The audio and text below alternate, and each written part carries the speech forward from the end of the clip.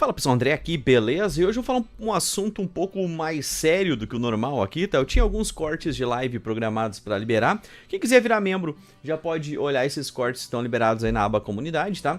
Mas vamos falar sobre um outro assunto hoje, tá? Vamos falar sobre a censura, sobre a tirania, sobre toda a opressão que está acontecendo no na nossa suposta democracia relativa, né, cara? Porque parece que Bolsonaro, que era o fascista, né? Para quem não sabe, fascista é um cara que controla as redes sociais, controla as redes sociais não, mas controla a grande mídia. A mídia fala o que eles querem, se não falar o que eles querem, eles podem acabar com a tua vida, né? Às vezes até literalmente, né?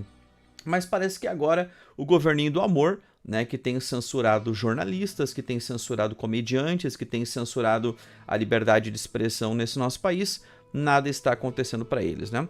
É claro que o caso que eu vou comentar aqui é do Léo Lins, quem é humorista condenado à prisão por discurso preconceituoso, né, cara? Isso aqui me parece uma coisa altamente de mau gosto, né? Condenar um comediante, indiferente de qualquer coisa que ele fale, indiferente do que eu sou um amante da liberdade de expressão, acho que a liberdade de expressão deve ser sim total e irrestrita. A nossa lei hoje já permite que pessoas que estimulem crimes, a nossa lei já permite que pessoas que imputem crimes a outras pessoas sejam condenados, né? Eu acho que poucos de vocês devem saber da história onde uma pessoa que seguia o meu canal, né? Eu tinha um canal com mais de 1 milhão de inscritos aí, onde fazia análise de peças de computador e tinha um cara que todos os vídeos ele colocava os mesmos comentários falando que a minha empresa roubava aos clientes, que a minha empresa não sei o que lá, cara, imputando crimes bem graves contra a minha empresa, né? Cara, eu acionei um advogado, né? O advogado manda uma carta pro Google pedindo os dados dessa pessoa, o advogado recebeu os dados dessa pessoa, né? Mandou uma intimação pro cara, o cara perdeu em primeira, segunda e terceira instância e eu creio que até hoje ele tá pagando cestas básicas, tá? Então ele perdeu ali uma boa quantidade de grana, perdeu uma boa quantidade da vida dele, porque por algum motivo essa pessoa, em todos os meus vídeos, ela vinha comentar que a minha empresa era ladra, que a minha empresa roubava os clientes e tudo mais. Novamente, eu sou um amante da liberdade de expressão, mas o cara estava imputando crimes. O que eu quero dizer para vocês é que a lei atual já prevê esse tipo de coisa. Quando você imputa crimes a alguém, fala esse cara é um ladrão, esse cara é um bandido, esse cara não sei o que, sabe? Você pode ser julgado por isso, né? Quando eu chamo aqui o Lula de ladrão, quando eu chamo esse bando de parasita que vive de dinheiro roubado da classe produtiva da sociedade, eu sei que algum dia eu posso receber algum tipo de sanção, posso perder meu canal ou algo do tipo, né? Mas é uma luta é uma luta contra o Leviatã que eu estou disposto a correr, tá? Já no caso do Léo Lins, ele é apenas um comediante que fez algumas piadas ali. Eu particularmente, cara, sou um amante de humor negro, né? Eu acho que South Park deveria ser ensinado nas escolas.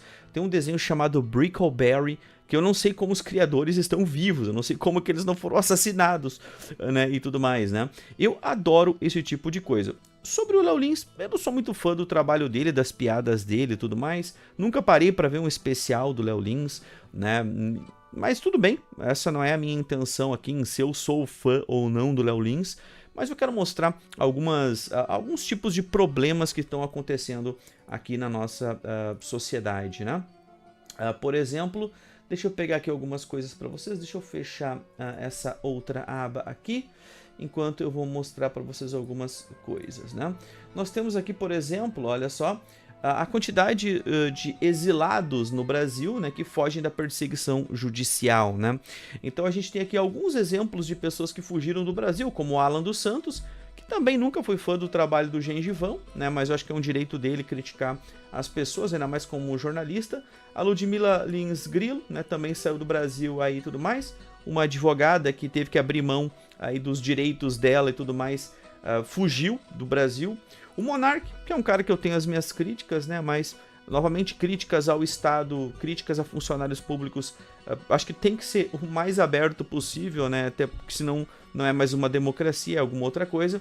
O Rodrigo Constantino, Paulo Figueiredo, estão exilados com perda de passaporte, né? O Oswaldo Eustáquio, e tudo mais, que está lá na Espanha nesse momento, e os presos do dia 8 de janeiro, né?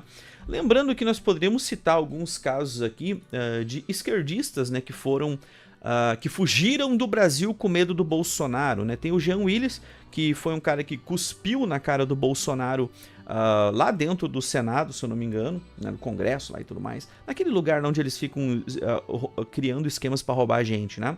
Cuspiu na cara do Bolsonaro e falou que ele tinha medo, né? Porque Bolsonaro supostamente ia matar os negros, os gays, as crianças, as mulheres, né? Ia ter um genocídio dentro do Brasil no governo do Bolsonaro, né, cara?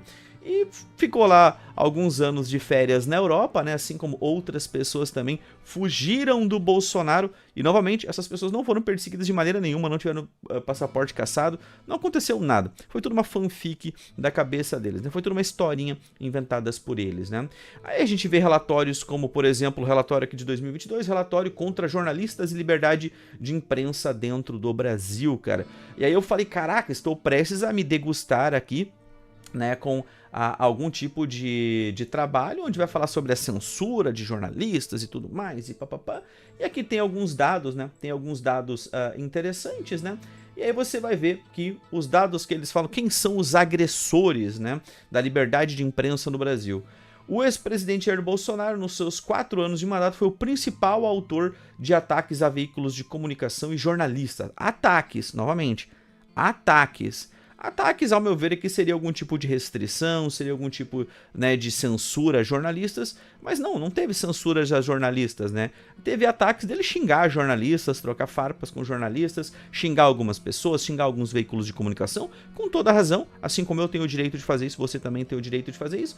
E aí você acha que é um gigantesco estudo sobre a falta de liberdade de expressão no Brasil, a ataque a jornalistas e censuras, e na verdade você acaba descobrindo que, né, não é bem assim. Mas vamos lá, vamos conversar um pouco sobre, parece que o Brasil realmente é um país de primeiro mundo. Eu tenho achado nesses últimos anos aí que o país é um país muito rico, tá? É um país realmente muito rico, porque os problemas reais não são comentados, né? Parece que a economia tá bem, parece que todo mundo tá ganhando muito dinheiro, parece que tudo tá dando certo pra muita gente, pra gente poder brigar contra um não problema, como é a questão de condenar um humorista por uma piada, né? E aí nós temos aqui problemas que deveriam de ser problemas, deveriam de ser vistos, deveriam de ser repudiados.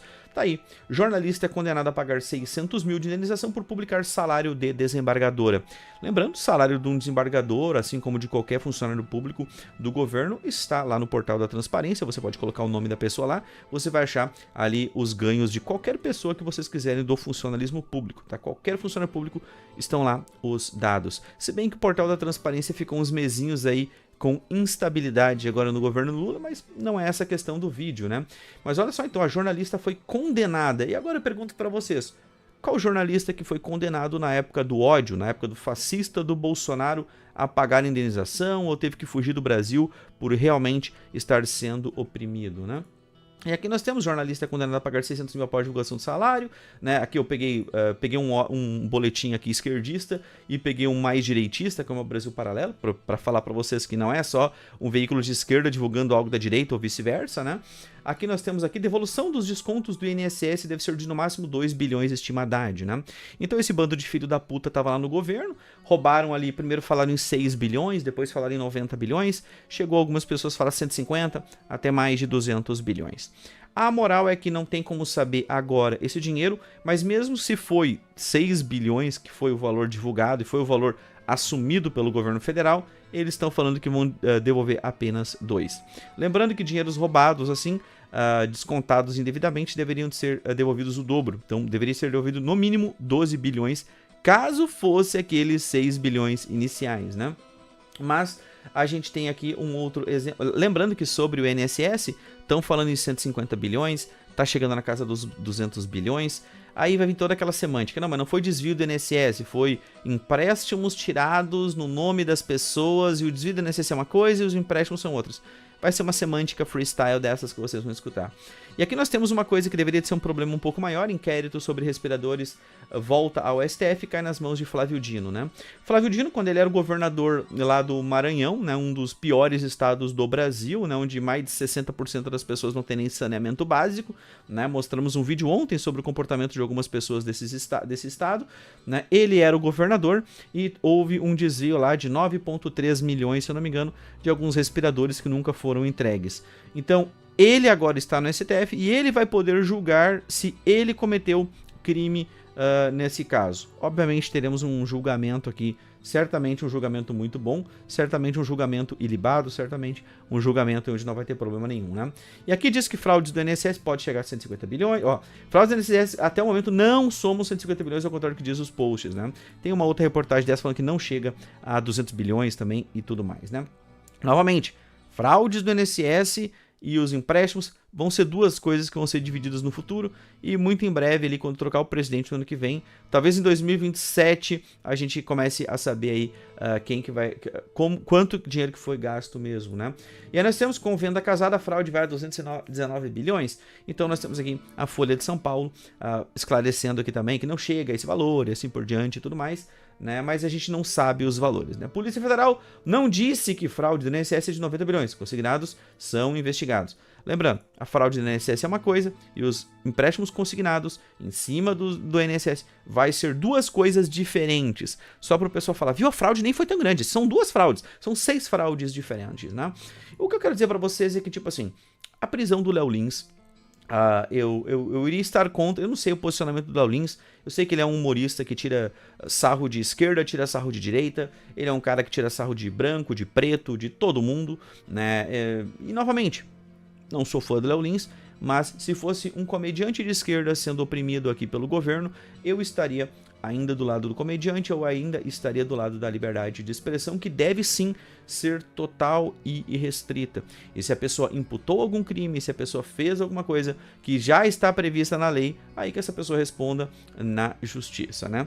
Pessoal, eu quero só deixar claro para vocês, o Estado é o nosso maior inimigo. Nesse caso aqui, a gente tem a ciência disso. No passado já aconteceu casos como esse, né? Danilo Gentili também já tinha sido condenado a multa milionária por fazer uma piada e a cadeia, né? Na segunda, esse aqui, na verdade, o Léo Lins foi condenado na primeira instância, né? Tem segunda instância e terceira instância, né? Graças ao Lula,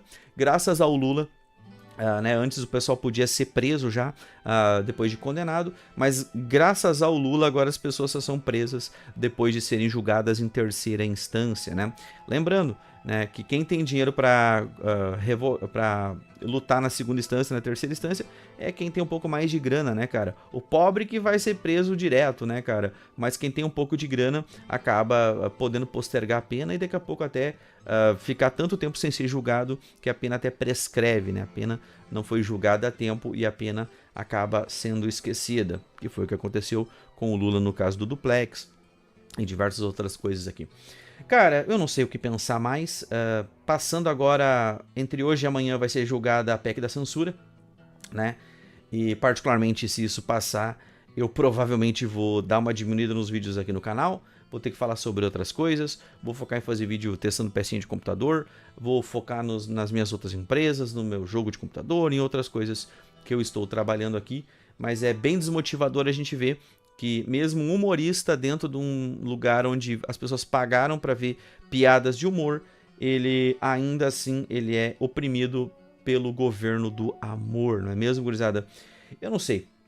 A cada dia que passa eu vejo que o Brasil está cada vez mais rico, a cada dia que passa eu vejo que o Brasil não tem mais problemas reais, porque se o maior desvio... Pessoal, vocês têm noção, esse desvio do INSS, o que ele é comparado ao mensalão, ao petrolão? O mensalão e o petrolão e todos os outros desvios juntos do Brasil são um peido ao vento comparado com os desvios do INSS. E se as pessoas que mais precisam da grana do INSS não estão preocupadas, por que eu vou estar preocupado?